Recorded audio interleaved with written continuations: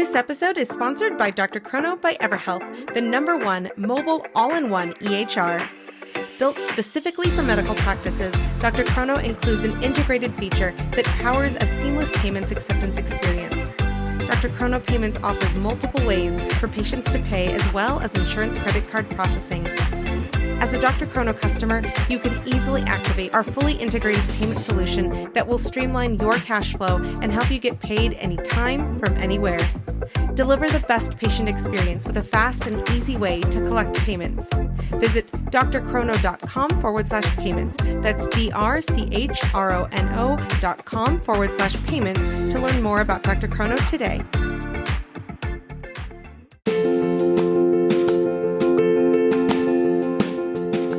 Direct primary care is an innovative, alternative path to insurance-driven healthcare. Typically, a patient pays their doctor a low monthly membership and, in return, builds a lasting relationship with their doctor and has their doctor available at their fingertips. Welcome to the My DPC Story podcast, where each week you will hear the ever-so-relatable stories shared by physicians who have chosen to practice medicine in their individual communities through the direct primary care model. I'm your host, Marielle Conception, family physician, DPC owner, and former fee-for-service doctor. I hope you enjoy today's episode and come away feeling inspired about the future of patient care, direct primary care. This is a poem by Wendell Berry. Suppose we did our work like the snow, quietly, leaving nothing out. My name's Dr. Brewer Eberly of the Fischer Clinic, and this is my DPC story.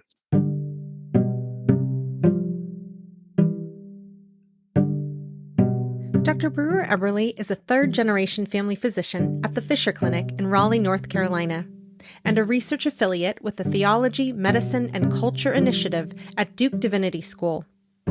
He completed his family medicine residency and chief residency at AnnMed Health in Anderson, South Carolina, and is a fellow of both the Theology, Medicine, and Culture Fellowship at Duke Divinity School and the Paul Ramsey Institute with the Center for Bioethics and Culture. He has been published widely, including JAMA, Society of Teachers of Family Medicine, and The New Atlantis, as well as theological spaces like Mere Orthodoxy, Christianity Today, and Plow. His artwork has been featured on the cover of Academic Medicine and in the AMA Journal of Ethics.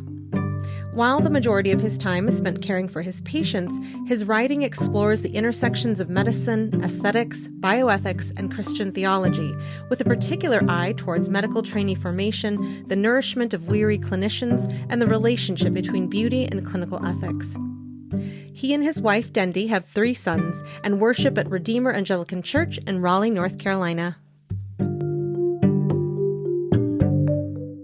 Welcome to the podcast, Dr. Eberly. Thank you. It's great to be here. It's a delight. For the audience, it's been a lovely time connecting with Dr. Eberly to get to this interview date because both of us have young kids. And so it is so exciting to talk to another DPC doctor who understands the world of DPC while managing young kids and having the ability to craft your livelihood around your family and around your patients the way that you wanted to. And you particularly have a very interesting story in that you heard about the Fischer Clinic before you even graduated residency. So just wanted to drop that little nugget there before we get going. But thank you so much for being here today and taking time out of your day. Oh yeah, no, thank you again. And I should say my wife is the real hero here, taking our sons. Yeah, I echo that one. My husband's downstairs with our 2, so that's awesome. Yes. So I wanted to highlight again that idea that you had learned about DPC before you graduated residency. And I will say that it's not the most common thing to hear. It is becoming more and more common, which is awesome. Mm-hmm. But I wanted to even go back a little bit farther into the drive that you had to become a family medicine physician, as well as a DPC family medicine physician. Yes. So could you please share what was going on between 3rd and 4th year of medical school that really helped you in terms of what I have read from material that you've written, really helped codify your journey into family medicine in particular? Yeah, no, thanks. Thanks for that question. For having told the story so many times, I don't have a great summarized version of it. But yeah, so between my third and fourth year of med school, I did a fellowship called the Theology, Medicine, Culture Fellowship at Duke Divinity School. I had met a physician named Far Curlin doing a separate medical ethics seminar when I was a second year medical student. And he had just been talking about this idea of launching a cohort that would bring together clinicians, ethicists, public health students, seminary students, throw them all in the same classroom together for a year of kind of intense formation. And I was like, man, that sounds amazing. And I'll probably never be able to do it. But in the middle of my third year of medical school, I was troubled by what I sensed was happening to me. I guess is probably the simplest way to put it. This sort of vast vision of medicine that I had inherited from my grandfather and my dad, who were both family physicians, that I sort of expected to see in medical school was just not what I was seeing all the time. And I experienced a kind of dehumanization that I didn't know what to do with. I love the anatomy lab. I sort of sensed the calling of medicine there, but then I sensed that calling shift in its form and how my day-to-day process worked. And I basically was struggling and just not doing well. So I was seriously thinking about quitting medicine. And I don't know if I can't remember how this happened, if I called him up or just emailed him, but emailed Far and he said, don't give up just yet. Come do this year with us. And so I did that year. It was life-changing. It's, again, hard to summarize everything that year did and what the fellowship represents, but it really did change the trajectory of my vocation. Completed that, came back to finish fourth year of medical school. I actually didn't match afterward. So spent a year in Raleigh doing postpartum hemorrhage, hepatitis C research through UNC, and then reapplied to residency during that year. And during that, there's a lot of steps here. During that 1 year of research, I had been struggling with, should I go to family, the kind of first love that I thought I would do? And again, back to this mentor Far, he said, before you write off family's medicine, you got to check out this place called the Fischer Clinic. And his exact words were, it's a place so beautiful, it'll make you cry. You know, I've said this before, that this isn't a friend who's prone to exaggeration. So coming from him, that kind of thing was striking. And so I did. I came to the Fischer Clinic in 2018, only spent a day with them. But then over the course of my residency, we maintained contact and a kind of slow friendship formed. And it's out of that friendship that I was asked to come here. And it's just been beautiful and sort of healing for all involved. And it's a little weird in that regard that it grew out of a natural friendship developing over many years. It wasn't me logging onto a website searching for DPC. It was sort of discovering this model through friends and then maintaining contact for many years. And also through the idea that you had experienced dehumanization of possibly yourself as well as your patients. And it was in alignment with what you wish to do in family medicine, which is awesome. Yes. So I want to ask there, when you say dehumanization, because there are medical students and residents who are listening and they might not have, experienced some of the dehumanization that we have, especially those who have chosen the path of DPC. So in your words, when you say dehumanization, what does that mean in terms of how a physician ends up being dehumanized and how a patient ends up being dehumanized in the fee-for-service system? Yes. So again, there's so much to say here. There's so much to say. I mean, this goes all the way back to like the House of God and Samuel Shem. And there's a whole history of this process that you can follow sociologically, let alone like in the literature on professional identity formation. And, but I think simply put, it's probably not controversial or that a lot of patients, a lot of physicians experience the practice of medicine as a kind of bewildering force today in which they don't know how to quite locate themselves within it, both as a patient who maybe experiences their medicine as being treated almost like a machine. We say in training, treat them and treat them, as if patients are engines or cars. And there is obviously a sense in which the body has a kind of mechanical nature to it, but we're not machines. We're embodied, ensouled creatures. And the metaphors that I think are more protective of that vision of the patient tend to be more like garden metaphors, tending a tree. But then for practitioners too and clinicians, the medicine now is beset by bureaucracy and a kind of demoralization. And those words aren't just sort of buzzword things. I think sometimes I get the sense that we just sort of memorize that word bureaucracy and kind of spit it out. But even that has a rich history. If you go back to Peter Berger, sociologist, his book, A Homeless Mind, he talks about how the two greatest sort of problems with modernity are bureaucracy, which forms a sort of learned helplessness. We all experience these great institutions that are just sort of bewilderingly complex. And how on earth do I navigate this, both as a clinician and as a patient? But then we also experience it as being demoralized, meaning literally the moral content of the work is harder to see, let alone articulate. And so we experience training as no one really asking, what is medicine for and what is my calling? And I'm taking a lot of this from Farr Curlin and some of the writing he's done. But so, yes, I think trainees go from this state of sort of wonder and articulating their calling in the language of vocation. And then at the end of that training process, we often describe it as just the job. I just got to kind of get through it and get it done. And I think the current wellness initiatives, though aiming at something good in a sense, don't quite hit the mark. They're not quite capturing the problem. But yeah, the many problems, sadly, that are out there and that we are working so hard to make a dent in and change. And we are definitely doing that. And it's very awesome that, ironically, we are recording this on Labor Day. So it's awesome that we have gone back to why we're doing medicine and who are our patients and what do they need and not what does the insurance need. So now I want to go back to this idea that you developed a friendship with the Fischers, and over time, that was your decision to go from where you had gone to residency in Anderson, which is near Greenville, to the Fischer Clinic. So the first question I'll ask when I talk about the geography there of your history is, when you were having the conversations that you had and developed this friendship with the Fischers, what was it that really impacted you that made it clear that you were going to go to their clinic in particular? Yeah, that's a great question. Yeah, again, there's just so much to say. It's hard to even know how to begin. I think the witness of their work, in the sense that they are deeply humble, rooted people.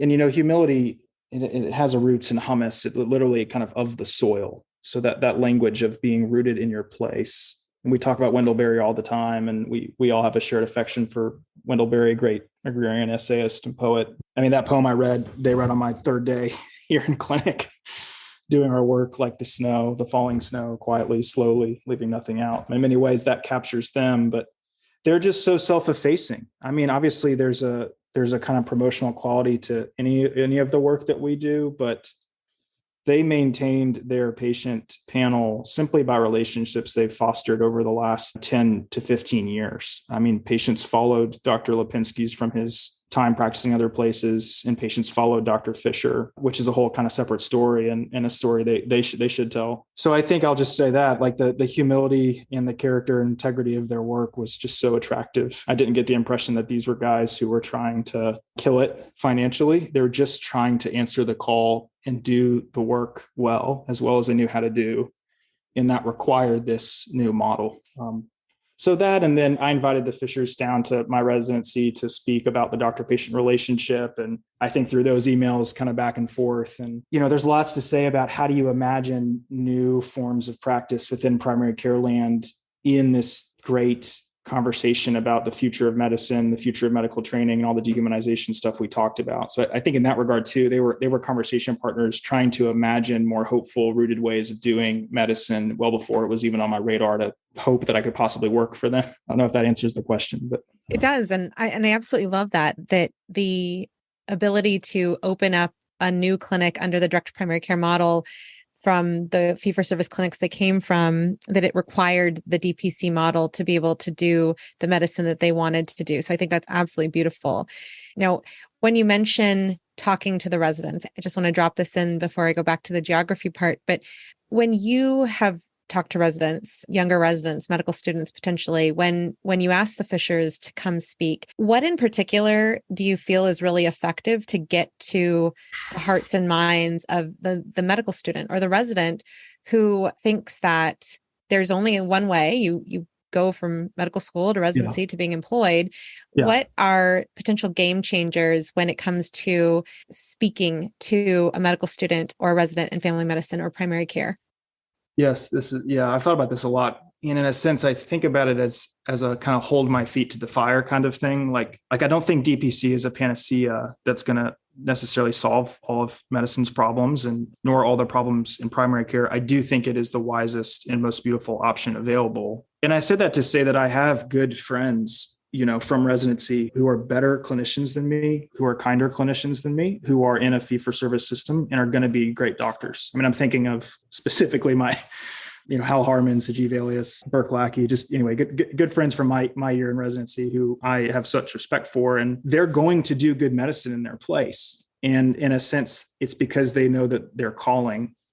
And so what I like to do with students and residents is to try to take a step back and discern what is in fact your calling, because we need witnesses to the good, quiet work that DPC has within those systems in order to imagine other ways within those systems, if that makes sense. Anyway, that's how part of my research hat, I guess, is thinking about ethics and thinking about medical trainee formation. And if we told every family doctor to sort of leave academia and institutions and do DPC, that I don't know that would solve all the problems. So again, it becomes a discernment issue of vocation and where do you sense that you should do the work.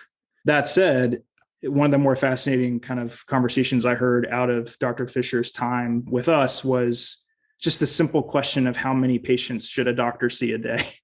And I know this is a common theme, but we could talk about that for probably a whole half hour. But that was fascinating, right? Because you hear three distinct responses, and kind of hearing that debate go back and forth was fascinating. And I'll just say this, there was a point where one of the answers was basically kind of referencing what the ACGME dictates on how many patient encounters, and you can kind of extrapolate out from there what that looks like per day. And I'll just never forget Dr. Fischer very kind of simply saying, just notice that is external to the patient's needs in front of you. It's not a metric that's easily mapped onto the person right in front of you. And again, that raises questions on what's necessary and appropriate for training. I'm kind of an odd bird because I actually think family medicine residency should be harder and probably longer than it is, which is a whole separate conversation too. But my point is that what you need to see in training, the kind of saturation, crucible, it is different than what would be required of us outside of that training, it seems to me. Absolutely. And I was on mute while you were saying this purposefully because I agree with so much of what you're saying. And when you were talking about what's in alignment with external factors versus the patient, I definitely will call out those people in the audience who were saying patient at the same time you and I were. And it's just incredible. Like the people who say that totally get the root and the heart of DPC. And so when you talk about this idea that you talk to people about their vocation and thinking about their whys, I absolutely love that. And I, again, totally agree with that. I have been doing some residency talks with my old residency. And this year, coming up in the next few months, I'm going to be talking to first and second years. And so my slide deck is not a bunch of verbiage. It's literally the first slide that I get involvement with is, what do you love about family medicine? What do you love about your clinics? What is your most ideal day in your clinic? And some people have not really thought about that. And sadly, that was something that I experienced when I was talking with some third-year residents. And so I think that that's a really great takeaway for those of us who are potentially talking to medical students and residents and asking, where are they at? Why did they do family medicine? What have they been seeing? Because it really gets you into their shoes as much as possible when you're doing a quick talk. So I love that. Thank you. Absolutely. Now I want to go back into that geography question because you've shared the excellent reasons as to why your calling was to join the Fischer Clinic. But I want to ask, especially for those people who are thinking about opening DPC in a place where they did not attend residency or medical school, what were some of the challenges that you experienced moving your family from Anderson, South Carolina, to up there in Raleigh, North Carolina? And what are some tips that you would have for other people potentially practicing DPC in a place where they've never practiced before?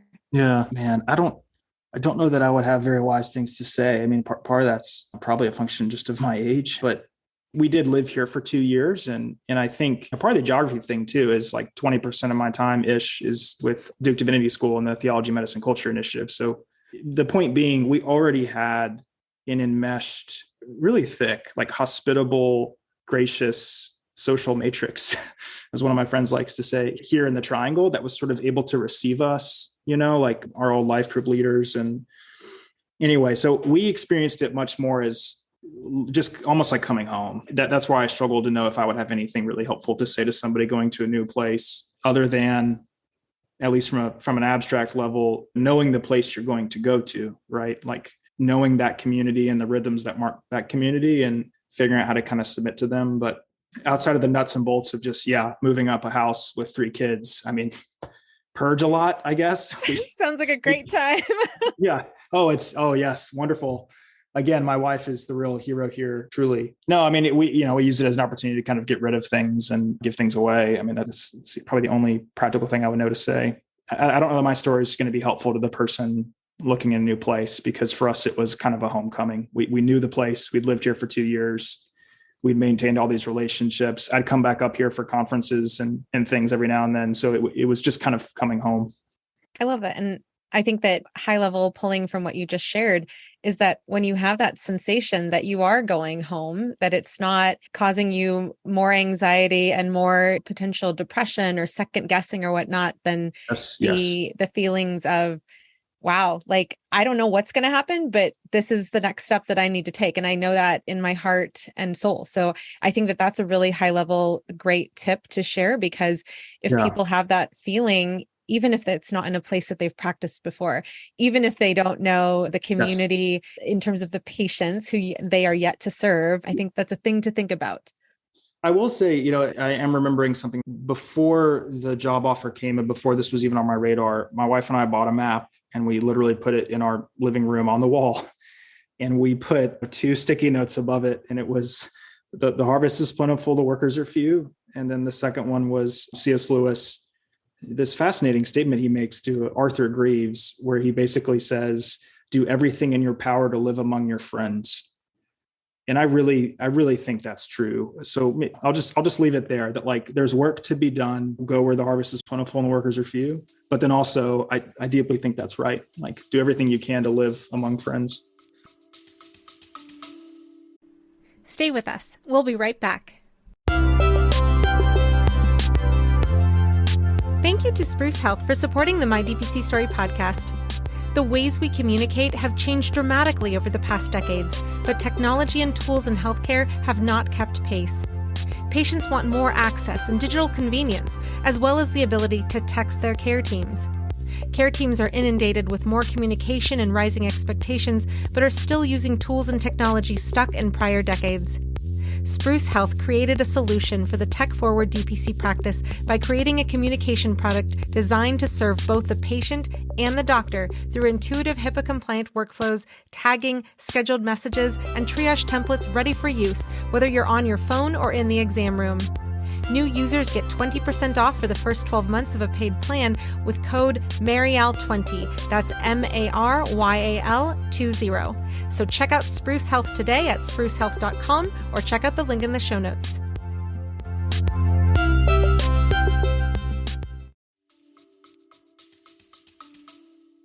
I think that's awesome. And that really goes back to my calling as to like why I do this podcast, because it is so incredible. Like, you and I have never met really to talk before today. And I feel like we've known each other for a while just because it's so amazing to talk to DPC physicians.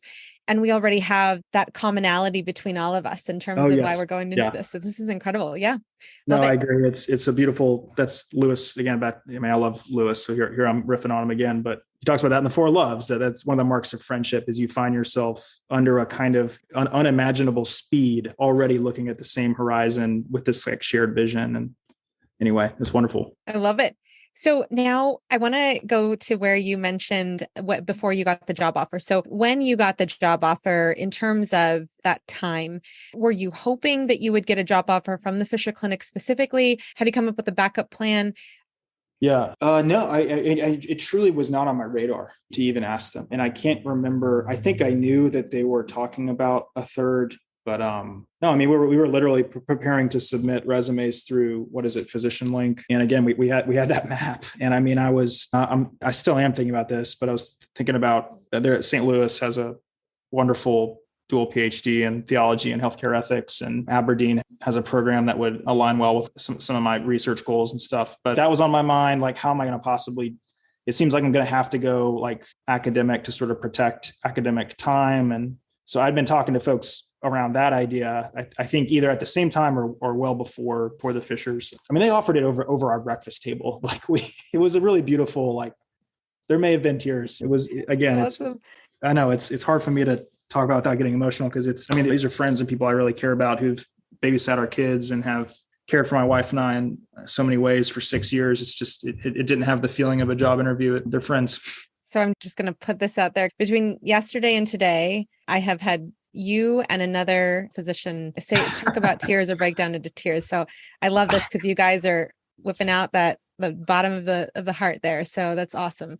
Now, I blame it on my sons. I cry during commercials now. I can't visit. Yeah, just very grateful. Very grateful.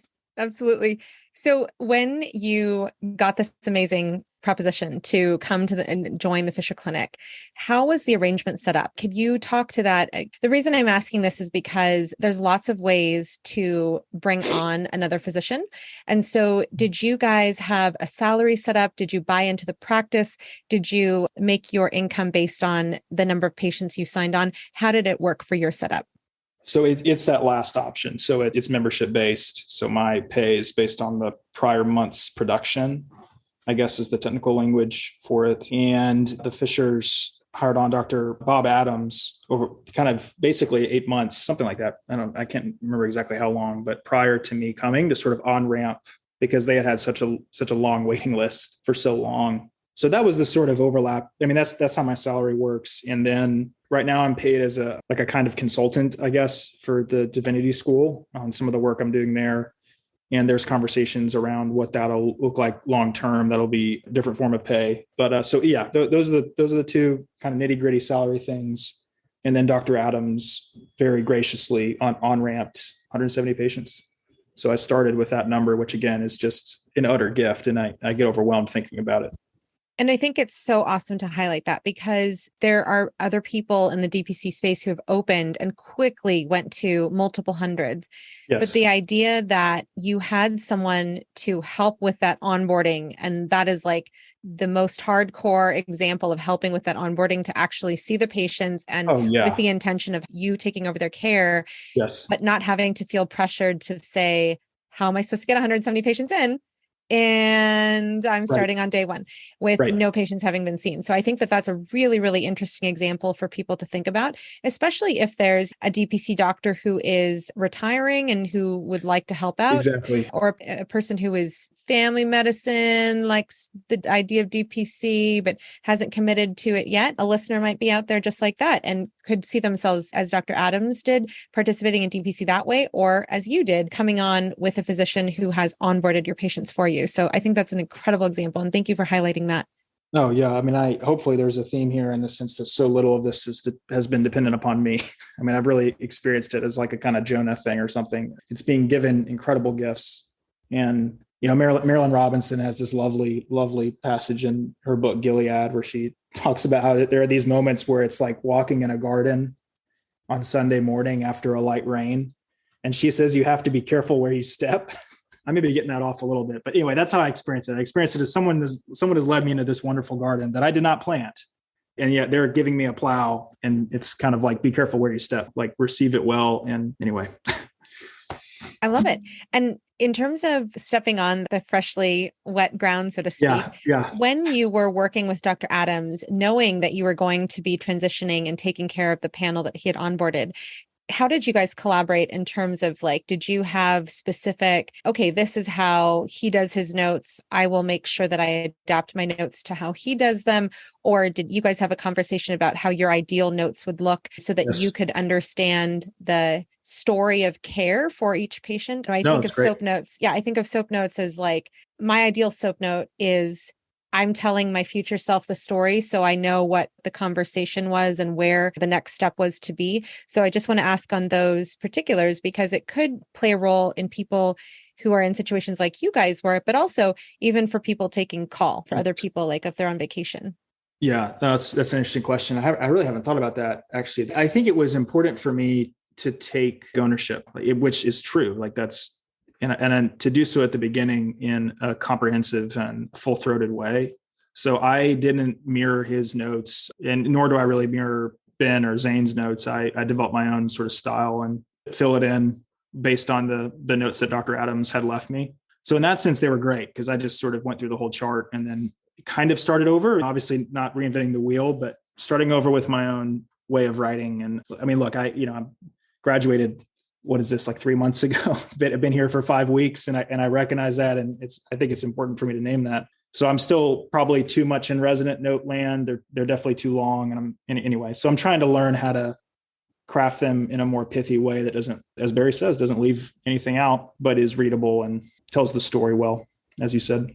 Yeah. And it's geared around your patient and not right. codes yes, exactly. that are justified because of the 14-point review of systems otherwise negative, as noted in HPC. So yeah, I know yes, I'll tell you I suspect we'll talk about this more later, but that's been one of the most fascinating things just mentally is to track the different ways that your mind works in the room. I mean, compared to what you've been used to for years prior in training, it's really amazing. Absolutely. And that actually, let's go to that next question, because that's exactly what I was going to ask about. You've in the past talked about being present versus being absent. And so now that you are fully responsible and in charge, as you say, to take care of your patients, how do you feel that you are present, whether that be in the way that you write your notes or the way that you practice medicine differently, because you are so close to residency and you can easily reflect back on like, whoa, 3 months ago, I was not doing this. And now I can because I'm a DPC doctor.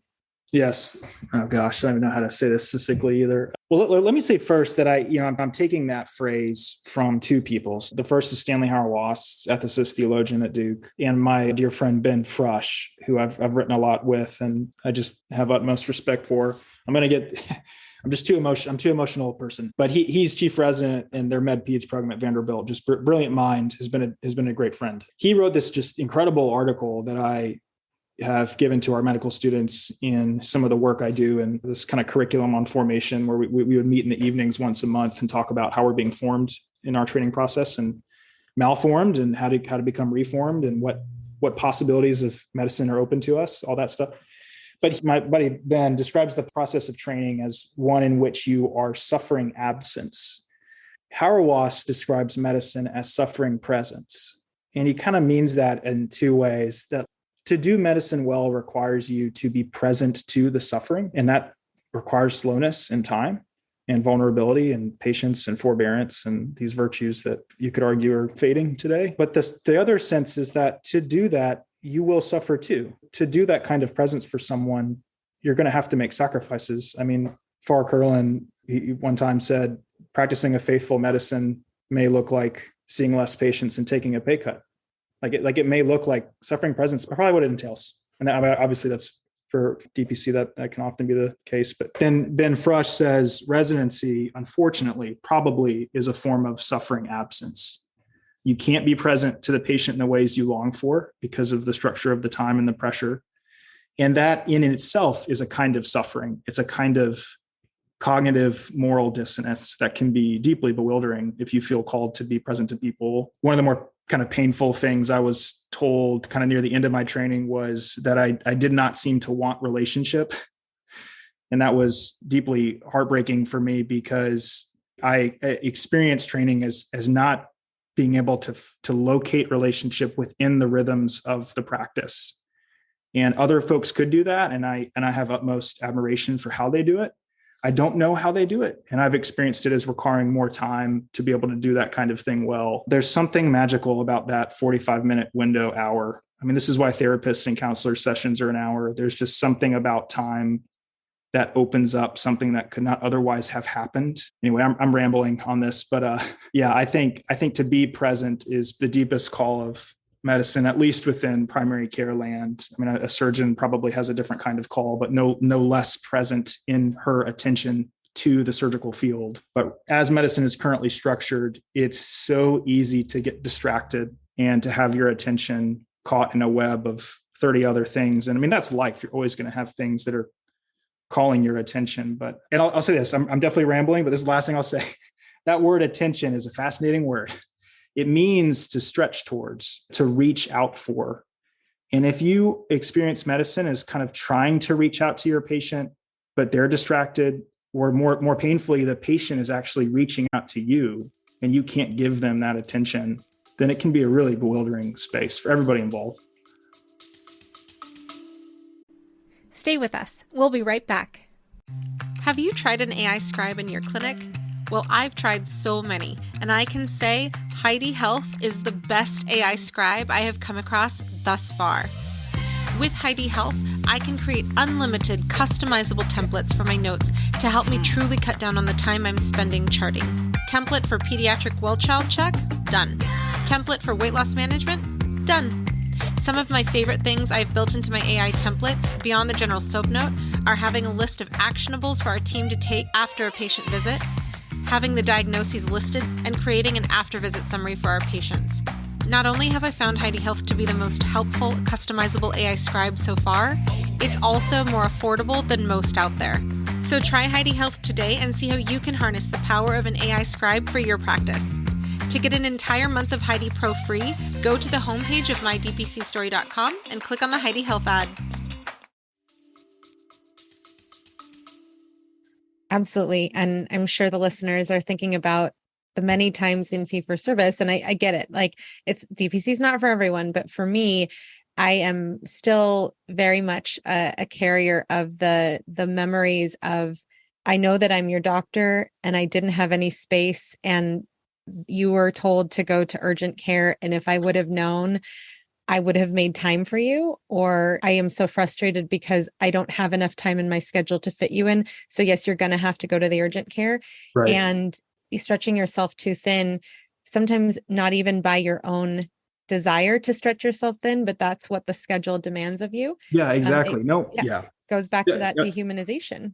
Yeah. I mean, no one goes into training saying, yeah, I want to see 35 people. I want to see between 25 and 30 a day. And I want to be constrained in my time. No one goes into the process saying that's what I want, as I've experienced it and talked to other students and residents. They lament that that's what has happened to them, and they actively talk and struggle over our drinks at the end of the week, kind of lamenting and bemoaning, but then also quite sincerely trying to speak together. How do we make this different? How do we do the medicine that we sense we're called to do, but we can't quite locate? Is burnout really enough? Doesn't seem like it's enough to really name this problem. Yeah. Yep. And, even I think about it also from the patient's perspective. Nobody told a patient that when you go to see your doctor, you're only allowed to say one problem because we only have the time to address maybe one problem by the time you get in the room. So when we talk about not stretching ourselves too thin, I absolutely love how you mentioned 20% of your time is spent at the Duke Divinity School, and then the rest of your time is spent at the Fischer Clinic in terms of professional time. And so I want to ask about, what is your ideal quote unquote full panel, and what are the thoughts that have led you to estimate that would be your full panel? And what does your ideal balance of life career-wise look like with that particular panel in mind? Yes. Yeah. Obviously, these are conversations that I think for me were just crucial to have as candidly and directly as possible with Ben and Liz. I mean, my wife, first and foremost. What are the rhythms of our family that we long for, that we've hoped to structure into our weekends and all that? But then we're adjacent to it, the Fischers, and Liz has been particularly helpful. Barry has this line about grabbing abstract ideas behind the ear and leading them back down to the ground. And she's just been a wonderful conversation partner and director for me to think critically about how this could actually work. Something we said at the beginning is that Fischer Clinic is 100% FTE, right? So even the language of 20% of my time is at Duke, though practically true in the sense that I have Tuesday mornings and Thursday afternoons blocked for academic research and writing work, the patient will always come first. So if I'm doing that work and there's a need that the patient has, we kind of call it level 8 to 10 needs versus a level 3 need, then the patient's need trumps my academic time. So we try to be really clear about that. So that's the rhythm of my week. I'm in clinic like any other physician would be. Tuesday mornings and Thursday afternoons are slotted for research and writing time with the Divinity School and the Theology, Medicine, Culture Fellowship.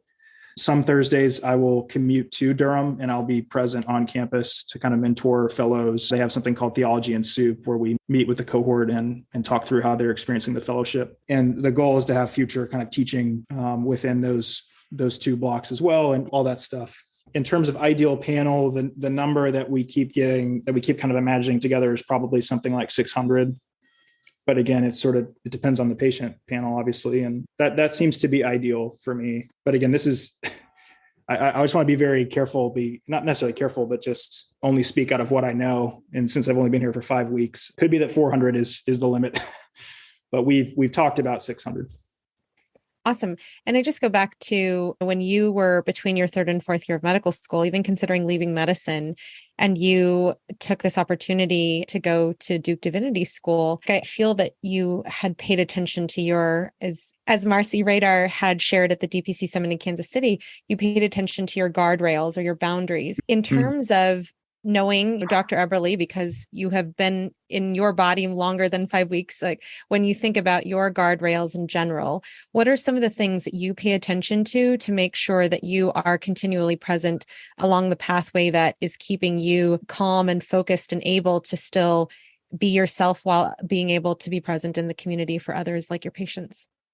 Yeah, that's a wonderful question. I mean, the book I'm reading right now, Radical Hope, it's by Jonathan Lear. It's ethics in the face of cultural devastation, which is fascinating, kind of close analysis of Plenty Coup and the Crow people. But he has this part in that book where he talks about how we are defined by our limits and our finitude. We're finite creatures, and we're defined by our eros, our desire to know, our longing. So humans want to know things, but we're finite and there's a limit to what we can know. So how do you deal with that tension? And I think we probably need a healthy dose of reminder of our finitude today. I think the optimization culture scares me, frankly. I guess the kind of idea of how can I optimize my body and my time in such a way that I'm getting maximum yield from every part of me. And I guess part of this is my formation as a Christian, but is leaving the corners of your field unharvested for two reasons.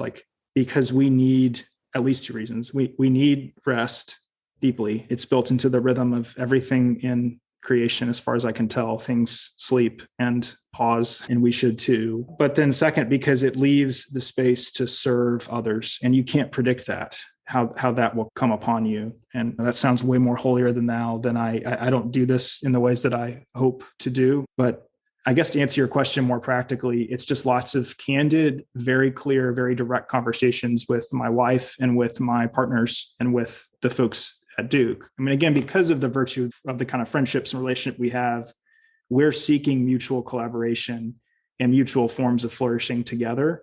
And we kind of just lay it out on the table as much as possible. And so emphasizing that level of transparency. I mean, I literally will ask Ben and Liz, hey, like the div folks are sort of thinking maybe I could do this. What do y'all think of that? And then same thing. Like, so there's a very much an openness of, they're not just my partners and in a sense, my boss, they are friends, and that can be sticky territory, but I've experienced it essentially only as protection and care and friends who want you to flourish and are going to speak plainly if they think something's going to be too much.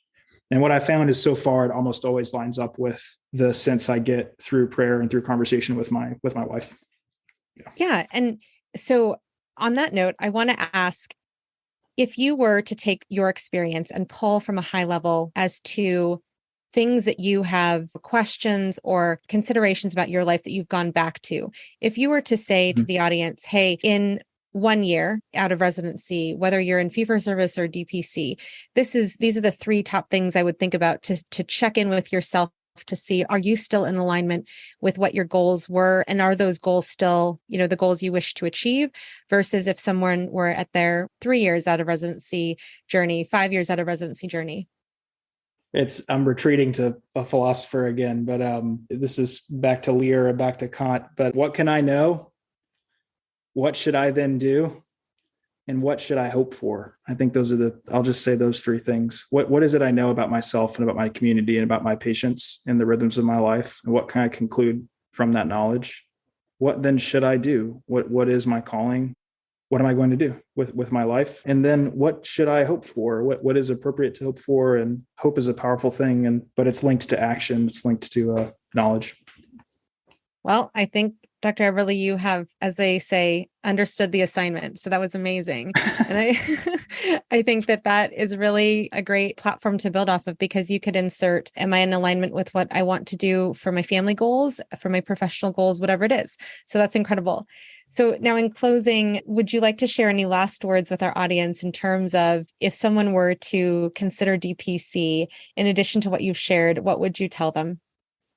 I'll say this. I have a note on my phone right now that I'm just sort of updating almost daily of things I want to write about maybe in 6 months. I sense that I need more time. I'm still young and I'm still new into it, and I want to be careful there. And it's been a delight updating that note. And I was thinking about that note today, and I was thinking about things I would tell students. And I'll just very briefly just say these few things. One is a patient came in. This is in the first week, and in his literal words, when I walked in the room, I said, "Hey, I'm Dr. Eberly. I'm the new guy." And he said, "I'm looking forward to dying with you." And it was just such a powerful moment for me of like what that call makes to you, let alone how the model protects that call to actually happen, that it actually is possible through this model that I could know this man well enough to help him die well, to be with him as he dies, that kind of thing. And I guess the last thing I'll say too, just to maybe any students or residents who are listening, is that the ways in which this has been healing for me and the ways I've listened to patients describe how this model is healing for them are just beautiful and worth telling and writing about. This is a model in which time becomes not a burden, but a gift, that you actually have the time. There's time to study and deep dive into things that you may have not experienced having the time to do in residency. For me, there's been a kind of delightful return to the fullness of the physical exam. I mean, in some ways, residency trains you out of touching people. And so many patients come to us saying, the doctor didn't touch me, and that's why I'm here. Yeah.